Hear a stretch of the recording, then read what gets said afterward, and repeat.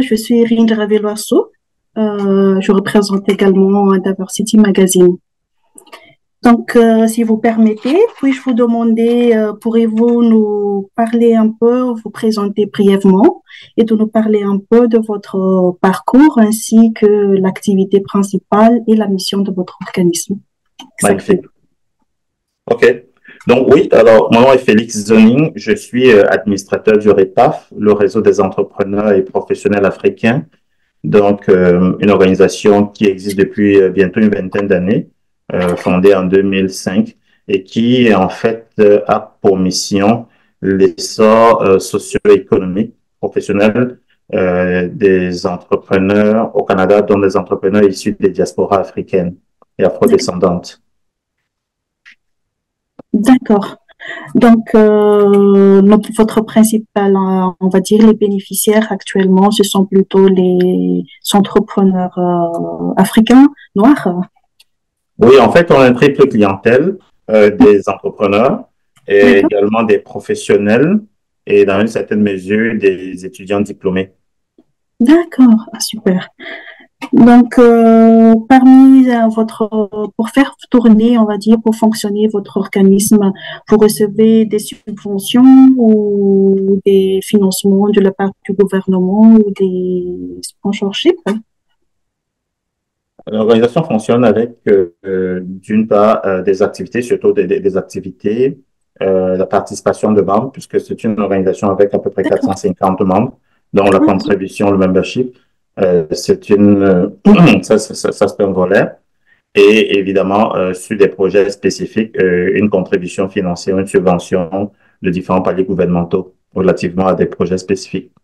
D'accord.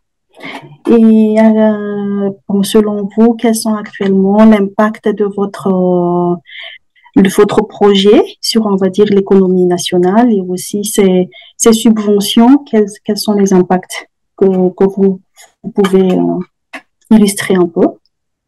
Alors, de façon plus large, hein, je peux vous dire plus largement quelle est la contribution, quel est l'impact de l'action que l'organisation a depuis bientôt une vingtaine d'années, et peut-être de façon plus spécifique, et quel est l'effet ou l'impact de certains programmes. J'imagine que vous faites allusion au programme pour l'accompagnement des entrepreneurs noirs. J'imagine que c'est ça que vous faites allusion. Une vingtaine d'années plus tard, il faut dire que les activités qui ont été menées ont permis grandement à des étudiants diplômés d'abord d'avoir une forme d'insertion socio-professionnelle et pour des gens déjà en emploi, d'avoir une amélioration de leurs compétences, de leur capacité technique intrinsèque, mais également de ce qu'on appelle souvent des soft skills, beaucoup de compétences interpersonnelles qui ont permis à plusieurs d'avoir une forme de développement professionnel et une forme d'avancement dans leurs différentes carrières. Donc, on a beaucoup travaillé sur ces questions-là pour permettre à des professionnels d'avoir des perspectives de carrière intéressantes, d'avoir une certaine diversité dans leur carrière et surtout d'avoir des modèles, d'avoir des modèles d'inspiration qui leur permettaient à la fois de savoir que briser certains plafonds de verre était possible, mais également d'avoir des astuces, d'avoir des moyens, d'avoir des recettes pour le faire et de pouvoir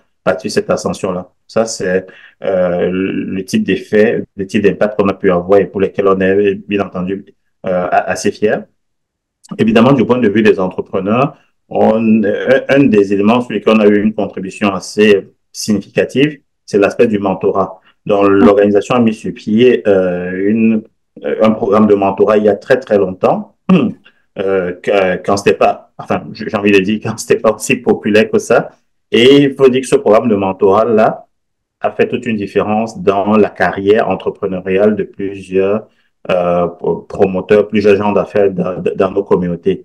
Donc, d'avoir des personnes qui, avec un parcours établi, d'avoir un portefeuille relationnel, d'avoir un réseau de contacts, d'avoir un ensemble d'entrées qui accompagnent d'autres entrepreneurs en démarrage ou dans un stade intermédiaire et leur évite de faire un certain nombre de faux pas, leur évite d'aborder certains sentiers qui sont compliqués et puis leur montre la bonne voie. Ça, c'est inestimable dans le parcours entrepreneurial. Donc, de façon plus large, voilà à peu près le type d'effet, le type d'impact, le type de retombée, de contribution que l'organisation a pu avoir dans nos communautés durant toutes ces années. Évidemment, par ricochet, la contribution que cela a pu avoir sur l'économie nationale, parce que le bien-être de communautés culturelles, communautés noires ou toute autre forme de communauté, quel qu'en soit, c'est le bien-être du Québec, c'est le bien-être du Canada. Donc, c'est sûr que ça va apporter une contribution significative dans la prospérité économique du Québec et du Canada. D'accord. Bon, comme vous avez dit, c'est quand c'était pas encore populaire, mais là, je pense avec le nombre de bénéficiaires, les membres, là, actuellement, vous avez vraiment travaillé dessus et c'est vraiment, on va dire, nécessaire pour tout le monde, surtout les Noirs qui venaient d'arriver, voudraient avoir cette mentalité d'entreprendre. Et comme vous avez dit, c'est vrai, il y a les memberships, mais comme il y a les subventions, donc s'il y a une, on va dire, rupture ou bien fin de subvention, est-ce que ça impactera votre activité? Non, il faut voir ça à plusieurs niveaux. Mhm, Évidemment, quand une organisation comme celle-là est bâtie, avec les efforts qui ont été consentis par les différents bureaux successifs, hein, il faut dire que c'est un sacerdoce. Vous n'imaginez pas la contribution en énergie, en temps, en compétences qui a été mise sur pied par les différents bureaux pour que ça roule avec ou sans subvention. Évidemment, quand il y a une contribution financière de différents paliers gouvernementaux, que ce soit dans le secteur privé, du secteur philanthropique, ça permet d'amplifier les résultats, ça permet d'amplifier l'impact. Évidemment, l'organisation peut vivre, peut suivre, peut faire des choses. Il y a une certaine dimension avec les contributions de ses membres, avec les revenus des activités, mais c'est clair qu'on ne peut pas dénier l'effet, en tout cas, on ne peut pas dénier la contribution substantielle, éminemment importante de ces différentes subventions-là qui parfois vont permettre en fait d'amener à plus grande échelle ce qu'on faisait déjà à un niveau raisonnable. Si on était capable de satisfaire une vingtaine, une cinquantaine de personnes, une centaine de personnes avec les moyens rudimentaires, avec les moyens modestes qu'on avait, avec mhm. ce que ces subventions-là permettent de faire en particulier, c'est pas nécessairement de réinventer la roue, mais maintenant ça permet d'amener cette compétence qui était déjà maîtrisée à un plus grand niveau, de permettre un plus grand nombre de bénéficiaires et de sortir disons, de la métropole. Donc, ce qui fait que ce n'est pas juste une réalité montréalaise aujourd'hui, c'est une réalité québécoise, c'est une réalité à l'échelle du pays. Donc ça, c'est ce que ça vient apporter de particulier. Et si je prends le cas particulier du programme auquel vous faisiez référence tout à l'heure, qui est le programme pour l'écosystème de l'entrepreneuriat des communautés noires. Ce Mhm. programme-là qui est en place depuis à peu près 3 ans maintenant, dépendamment de la date de démarrage de certains organismes, c'est clair que si je prends pour le cas du REPAF, dans ce qui nous concerne, c'est plus de 2000 personnes qui sont touchées à différents niveaux, bien entendu. C'est plus de 2000 personnes qui sont impactées. Alors, c'est un programme qui a permis à la fois de faire de la sensibilisation, de faire du référencement. Je vous donne un exemple.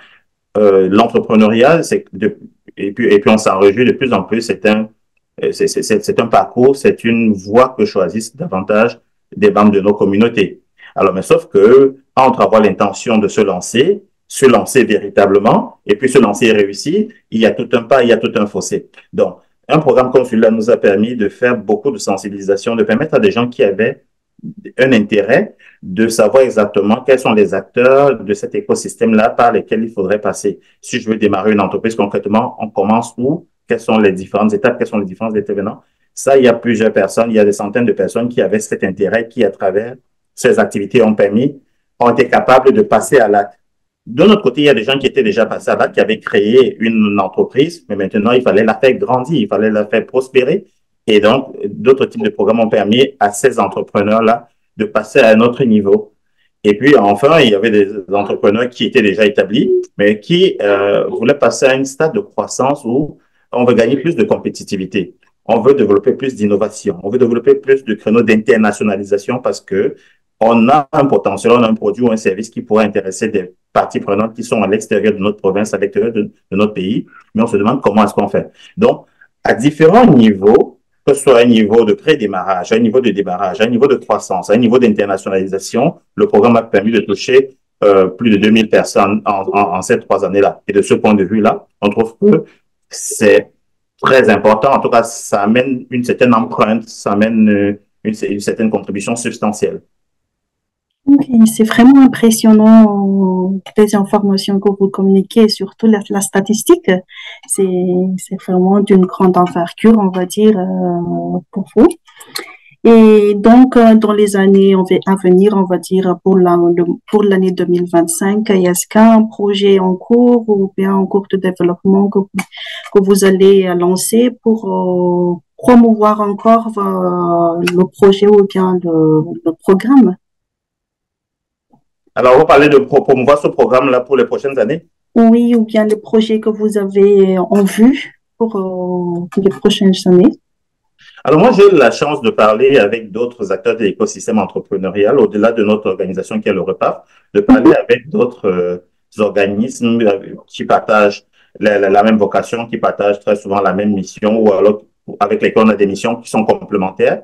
Et je peux dire que, je peux prendre l'exemple sur notre réalité, puis sur la réalité qu'elle a l'heure de par nos discussions, c'est que ce programme-là a été un vrai laboratoire, donc qui a permis pendant 3 années de voir comment est-ce qu'on pouvait adapter des pratiques d'accompagnement pour cet écosystème. Parce que les produits, les services pour accompagner des entrepreneurs, ça ne manque pas. Il y en a déjà.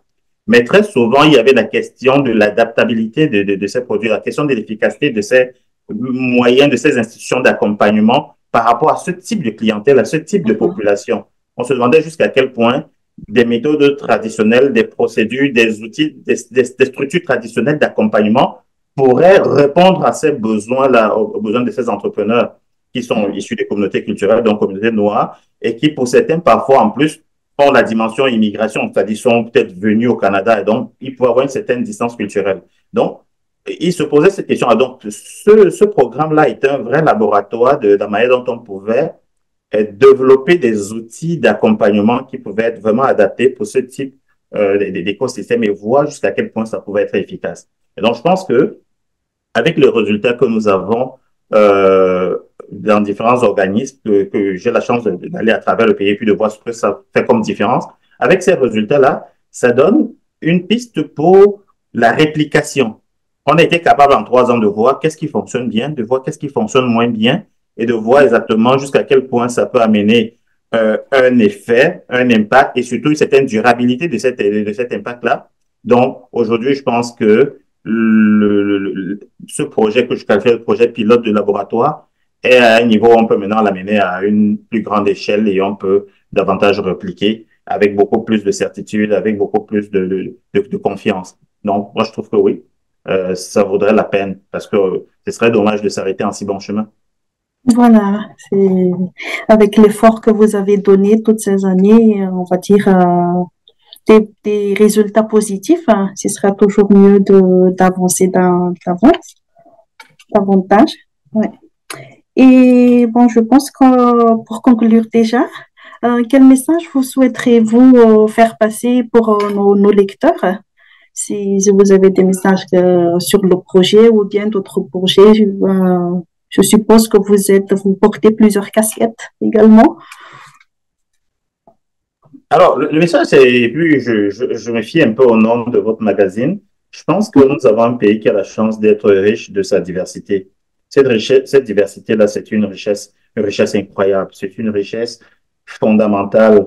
Et le tout, c'est de savoir comment activer cette diversité-là. Si on est capable de bien utiliser cette diversité, si on est capable de trouver un format de vivre ensemble qui fasse en sorte que toute cette diversité-là prospère, c'est un pas en avant, c'est quelque chose de positif, peut-être pour cette diversité-là, mais surtout pour l'ensemble de notre écosystème national. Et donc, de ce point de vue-là, je trouve que avec ces programmes-ci, on a eu la chance de se connaître déjà, de savoir quelles étaient les particularités, quels étaient les défis, de savoir, par exemple, si je prends le cas des entrepreneurs, de voir quels sont les défis qui sont traditionnels à tous les entrepreneurs et puis de voir les défis qui pouvaient être spécifiques à certains types de communautés et de comprendre les raisons de ces différences, de les accepter et surtout de voir comment ces entrepreneurs peuvent réussir dans un environnement interculturel en acceptant des différences, en les valorisant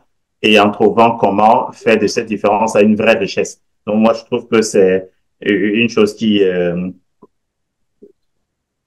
est très positive en fait dans notre pays. Et pour que ce soit plus concret, pour pas juste se l'impression peut-être de propos en l'air, de par les travaux que nous avons, on voit bien que cette richesse, cette diversité-là, d'abord, ça favorise un potentiel d'innovation, un potentiel d'exportation des films qui sont basés ici vers l'international, parce que très souvent, ces entrepreneurs-là qui sont issus des communautés culturelles sont de bons vecteurs, sont de bonnes interfaces pour le commerce au départ ou à destination d'un ensemble de pays et sont de très bons canaux. Ça, c'est juste un aspect, sans compter la dimension potentiel d'innovation que cela peut amener dans les organisations, dans nos entreprises ici. Donc, en 2 mots, en fait, la diversité, c'est une immense richesse pour le Canada. Oui, effectivement, vous avez tout à fait raison parce que cette diversité, ça nous enrichit et seulement et surtout que vous êtes là pour accompagner les entrepreneurs ou bien les Noirs parce que arriver dans un autre pays, sûrement, on ne connaît pas très bien encore le marché du travail et qu'est-ce que le pays nous propose pour qu'on puisse déployer. Et donc, je pense que c'est la raison d'être aussi de votre programme. Exactement.